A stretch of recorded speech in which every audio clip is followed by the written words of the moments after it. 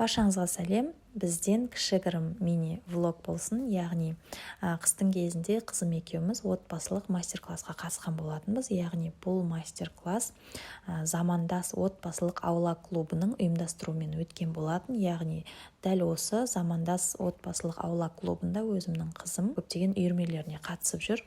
Оның ішінде осы арт-терапия курсы болатын. Яғни бұл жерде бізге қолдан осындай қарапайым заттардан гномик жасау керек болатын. Қажетті заттарды мұғаліміміз дайындап столдың үстіне жайып берген болатын. Яғни бұл жерде үйден тек қана біз гречка алып келдік. Осындай новый нәскилерге тек қана ақшасын төлеп сатып алдық. Яғни ең арзан 250 теңгелік нәскилер алып келіп дайындап қойған.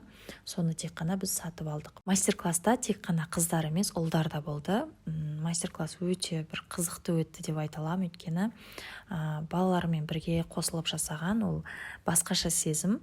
Яғни мен қызымды қолдау ретінде келген болатынмын. Және бұл кабинетте, яғни осы арт-терапия үйірмесі кабинетінде көптеген қолдан жасалған, яғни осындай кішкентай балалардың өз қолдарынан жасаған неше түрлі нәрсесін көрдік. Мына видеода қарап тұрсаңыздар, барлық нәрсе балалардың өздерінің қолдарынан шыққан. Қамырдан, қағаздан, жұмыртқаның өзін көріп тұрсаңыздар, бір шынайы жұмыртқа сияқты көрінеді. Мінекей ішкі жағы неше түрлі суретте салған. Былайша айтқанда балалар өз уақыттарын өте керемет өткізеді. Мен екі қызымды да осы жерге беремін. Аптасына 2 рет 1 сағат уақыттарын бір сапалы өткізеді деп айта аламын. Және де мұғаліміміз бұндай сабақтардан бөлек балаларды өзі жинап, басқа да мастер-класстарға, музейге, выставкаларға апарып көрсетіп жатады. Өзі осы клубтың алдынан алып кетіп, клубқа дейін балаларды жеткізіп тастайды. Содан ары қарай балалар өздері үйіне тарайды. Сол жағынан да мұғаліміміз өте қатты ұнайды. Балалардың жан-жақты дамуына өте көп үлес қосады. Ары қарай жалғастырамыз. Енді мінекей почти барлығын дайындап қойдық. Енді қалғаны қалпақты клейлеу керек болатын. Ары қарай ыстық клеймен жұмыс жасайтын болғандықтан бастапқысын өзім жасап клейлеп бердім. Және майда заттарына келгенде қызымның өзіне мүмкіндік берген болатынмын.